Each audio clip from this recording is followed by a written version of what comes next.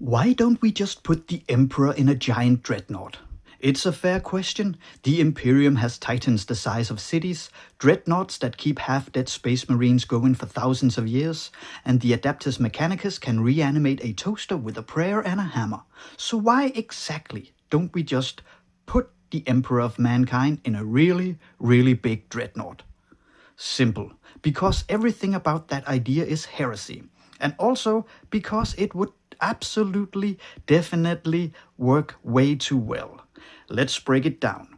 The Emperor is already plugged into a chair made of physically reactive uranium, golden circuitry, and leftover old night trauma. He is functionally undead, sustained by 1 billion prayers per second and daily sacrifices of 1,000 psychers. Also, he can blink Morse code and into the warp like a dying lighthouse with God issues. But here's the problem. We can't move him. We don't know how. The Mechanicus lost the manual around M31. The Golden Throne has been running on emergency ritual and technological guesswork over 10,000 years. One tech adept once suggested cleaning the cooling unit. He burst into flames mid-sentence. No one's tried again. Putting the Emperor in a dreadnought sounds logical until you remember.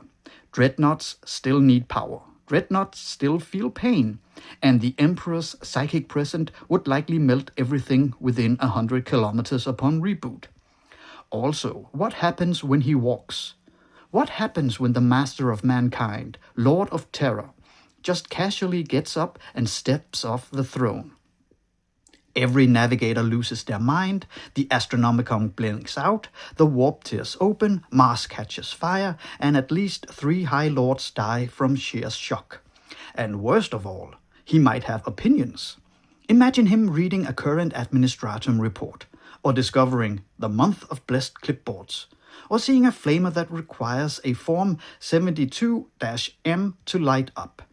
He might not want to come back, and let's just say, for argument's sake, we managed to upload his soul into a golden psychic war machine the size of a small hive city.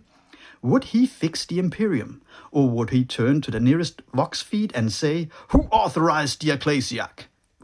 This was Nerdbrain reminding you that in the 31st millennium you could put the Emperor in a dreadnought. But then you had to explain why you thought he'd be okay with that.